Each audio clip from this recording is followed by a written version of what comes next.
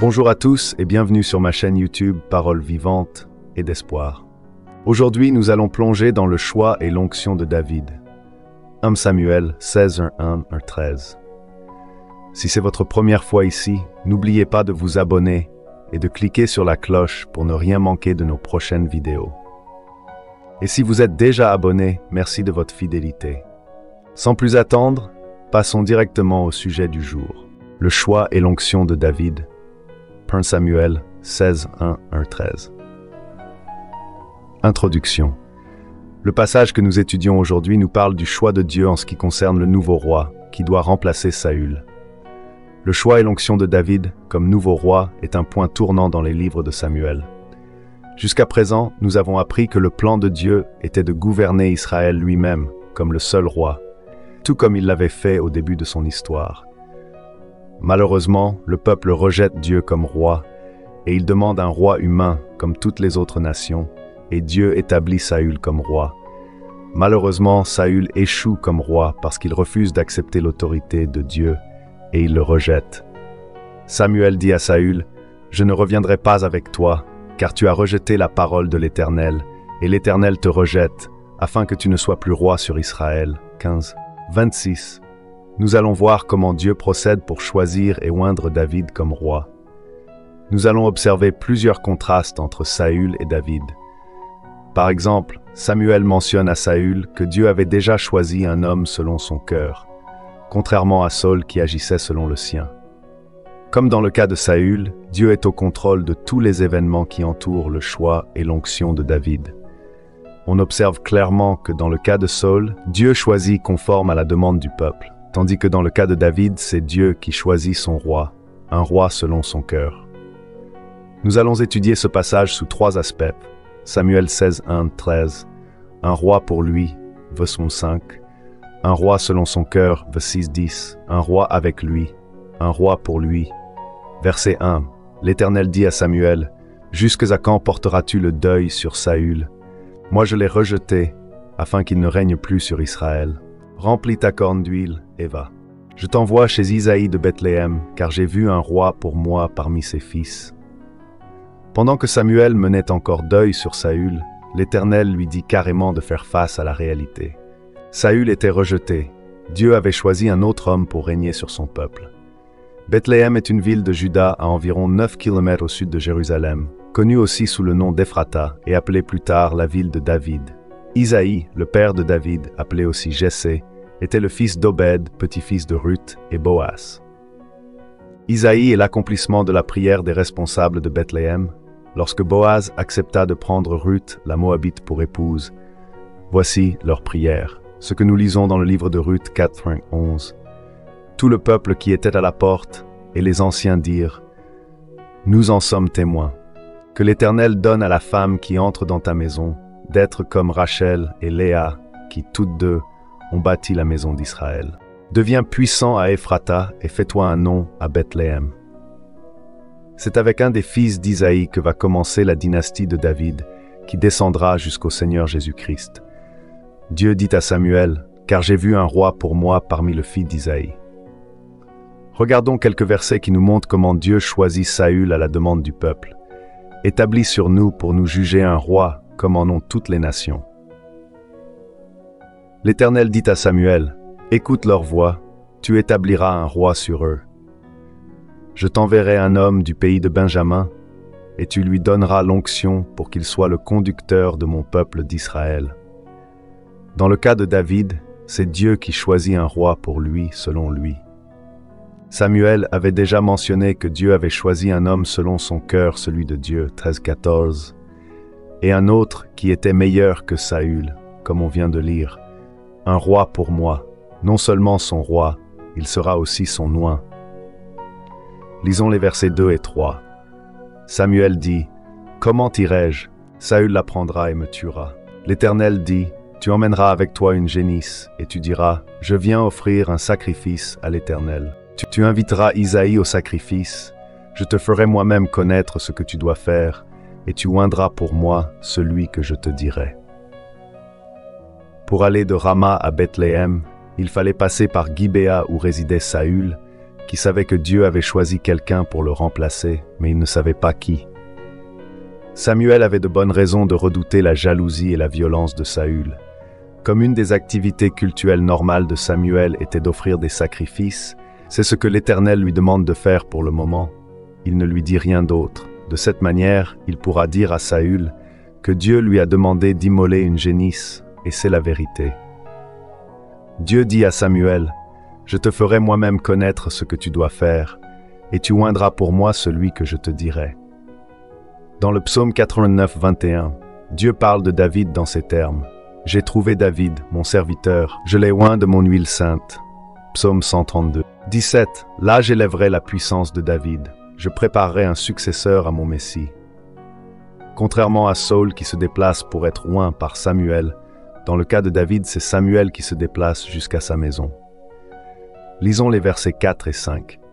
Samuel fit ce que l'Éternel avait dit et se rendit à Bethléem. Les anciens de la ville vinrent en tremblant au-devant de lui et dirent « Ton arrivée annonce-t-elle quelque chose d'heureux » Il répondit « Oui, je viens pour offrir un sacrifice à l'Éternel. Sanctifiez-vous et venez avec moi au sacrifice. » Il fit aussi sanctifier Isaïe et ses fils, et les invita au sacrifice. Les tremblements des anciens proviennent sans doute de ce qu'ils craignent que quelque crime ait été commis qui devait être expié. Samuel, à cause de son rôle de juge, faisait sans doute de temps en temps des visites disciplinaires dans les villes d'Israël. Mais Samuel rassure les anciens en leur disant qu'il venait pour offrir un sacrifice, accompagné de la purification d'Isaïe et ses fils. Tout est prêt maintenant pour que Dieu révèle à Samuel qui était ce roi selon son cœur, un roi selon son cœur. Lisons les versets 6 à 10.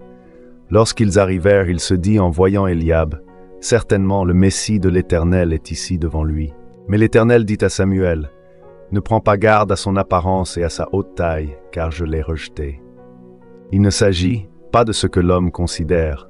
L'homme regarde à ce qui frappe les yeux, mais l'Éternel regarde au cœur. Isaïe appela Abinadab et le fit passer devant Samuel.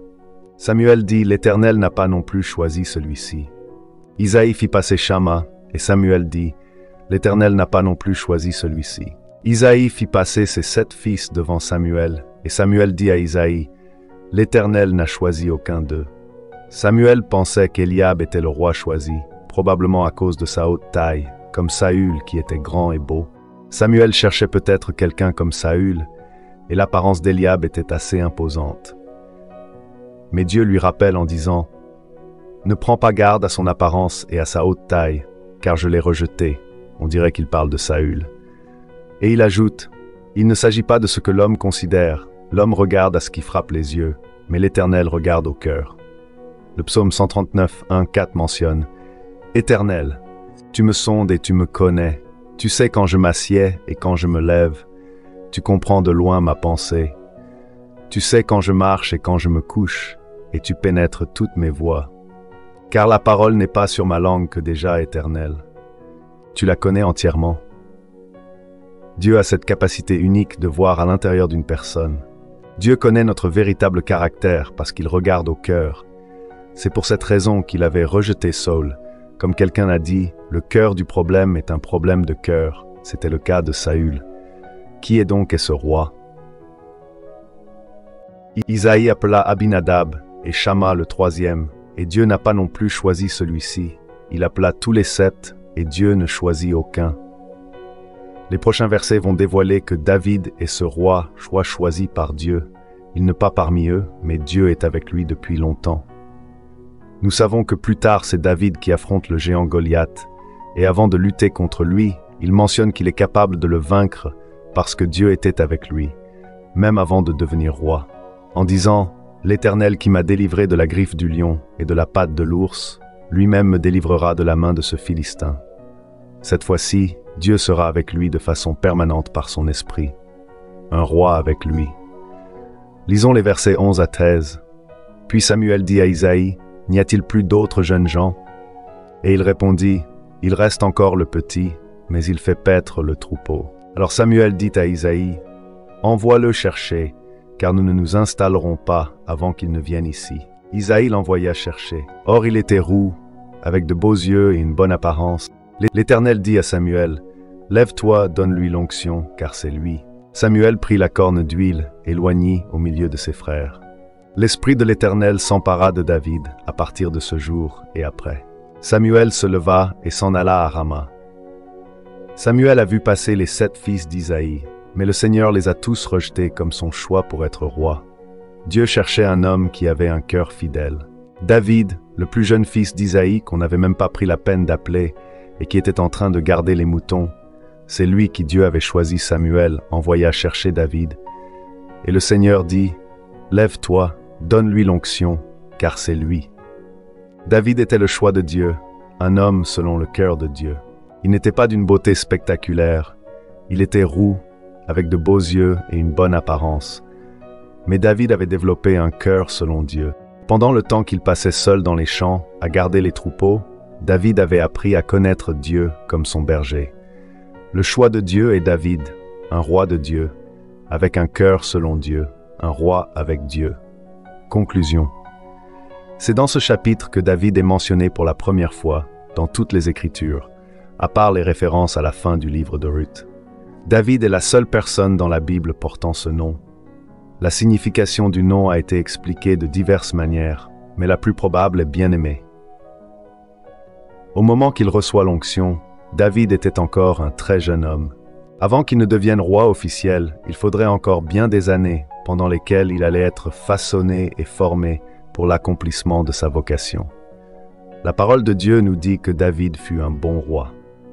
Malgré ses péchés, Dieu estime que David a fait ce qui est droit à ses yeux. Dans 1 Roi 14, Dieu dit à Jéroboam, « Tu n'as point été comme David mon serviteur, qui a gardé mes commandements, et qui a marché après moi de tout son cœur, faisant seulement ce qui est droit devant moi. »